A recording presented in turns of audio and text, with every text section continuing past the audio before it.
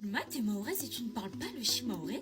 Eh oui, parce que chez moi, dans mon village à Ouangani, on parle le kibushi. Le kibushi, c'est une langue malgache parlée à Mayotte. Parce qu'à Mayotte, il y a deux grandes langues locales. Le shimaoré, qui vient des langues swahili de l'Afrique de l'Est, et le kibushi, qui vient du malgache, donc de Madagascar. Mais alors, pourquoi est-ce qu'on parle malgache à Mayotte? Eh bien, tout simplement parce que pendant plusieurs siècles, il y a eu des migrations entre Madagascar et Mayotte. Des populations Sakalava et Antalaut sont venues s'installer à Mayotte. Les Sakalava, qui sont un peuple de la côte ouest de Madagascar, et les Antalaut, qui étaient plutôt des commerçants maritimes malgaches qui, eux, naviguaient beaucoup entre Madagascar, les Comores, la côte swahili et le monde arabe. Et c'est comme ça que le kibushi s'est installé dans certaines régions de Mayotte, surtout dans le centre et l'ouest de l'île. Dans les villages comme Ouangani, Chikoni, Tingoni, etc. Donc si t'es maoré et que tu parles le kibushi, il y a de fortes chances que tes ancêtres soient Sakalava ou Antalaut. Silma, t'es mahoraise et tu ne parles pas le shimaoré? Eh oui, parce que chez moi, dans mon village à Ouangani, on parle le kibushi. Le kibushi, c'est une langue malgache parlée à Mayotte. Parce qu'à Mayotte, il y a deux grandes langues locales. Le shimaoré, qui vient des langues swahili de l'Afrique de l'Est, et le kibushi, qui vient du malgache, donc de Madagascar. Mais alors, pourquoi est-ce qu'on parle malgache à Mayotte? Eh bien, tout simplement parce que pendant plusieurs siècles, il y a eu des migrations entre Madagascar et Mayotte. Des populations Sakalava et Antalaut sont venues s'installer à Mayotte. Les Sakalava, qui sont un peuple de la côte ouest de Madagascar, et les Antalaut, qui étaient plutôt des commerçants maritimes malgaches qui, eux, naviguaient beaucoup entre Madagascar, les Comores, la côte swahili et le monde arabe. Et c'est comme ça que le kibushi s'est installé dans certaines régions de Mayotte, surtout dans le centre et l'ouest de l'île. Dans les villages comme Ouangani, Chikoni, Tingoni, etc. Donc si t'es maoré et que tu parles le kibushi, il y a de fortes chances que tes ancêtres soient Sakalava ou Antalaut. Silma, t'es mahoraise et tu ne parles pas le shimaoré?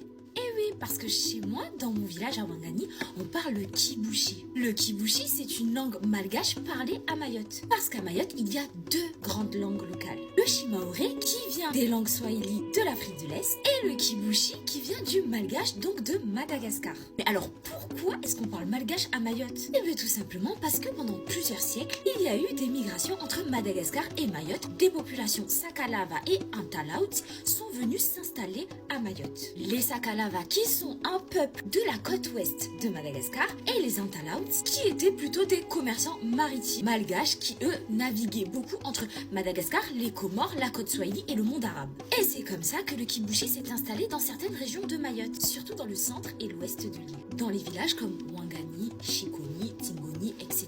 Donc si t'es maoré et que tu parles le kibushi, il y a de fortes chances que tes ancêtres soient Sakalava ou Antalaut. Silma, t'es mahoraise et tu ne parles pas le shimaoré? Eh oui, parce que chez moi, dans mon village à Ouangani, on parle le kibushi. Le kibushi, c'est une langue malgache parlée à Mayotte. Parce qu'à Mayotte, il y a deux grandes langues locales. Le shimaoré, qui vient des langues swahili de l'Afrique de l'Est, et le kibushi, qui vient du malgache, donc de Madagascar. Mais alors, pourquoi est-ce qu'on parle malgache à Mayotte? Eh bien, tout simplement parce que pendant plusieurs siècles, il y a eu des migrations entre Madagascar et Mayotte. Des populations Sakalava et Antalaut sont venues s'installer à Mayotte. Les Sakalava, qui sont un peuple de la côte ouest de Madagascar, et les Antalaut, qui étaient plutôt des commerçants maritimes malgaches qui, eux, naviguaient beaucoup entre Madagascar, les Comores, la côte swahili et le monde arabe. Et c'est comme ça que le kibushi s'est installé dans certaines régions de Mayotte, surtout dans le centre et l'ouest de l'île. Dans les villages comme Ouangani, Chikoni, Tingoni, etc.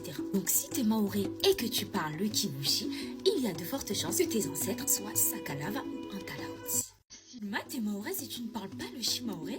Eh oui, parce que chez moi, dans mon village à Ouangani, on parle le kibushi. Le kibushi, c'est une langue malgache parlée à Mayotte. Parce qu'à Mayotte, il y a deux grandes langues locales. Le shimaoré, qui vient des langues swahili de l'Afrique de l'Est, et le kibushi, qui vient du malgache, donc de Madagascar. Mais alors, pourquoi est-ce qu'on parle malgache à Mayotte? Eh bien, tout simplement parce que pendant plusieurs siècles, il y a eu des migrations entre Madagascar et Mayotte. Des populations Sakalava et Antalaut sont venues s'installer à Mayotte. Les Sakalava, qui sont un peuple de la côte ouest de Madagascar, et les Antalaut, qui étaient plutôt des commerçants maritimes malgaches qui, eux, naviguaient beaucoup entre Madagascar, les Comores, la côte swahili et le monde arabe. Et c'est comme ça que le kibushi s'est installé dans certaines régions de Mayotte, surtout dans le centre et l'ouest de l'île. Dans les villages comme Ouangani, Chikoni, Tingoni, etc. Donc si tu es maoré et que tu parles le kibushi, il y a de fortes chances que tes ancêtres soient Sakalava ou Antalaoti.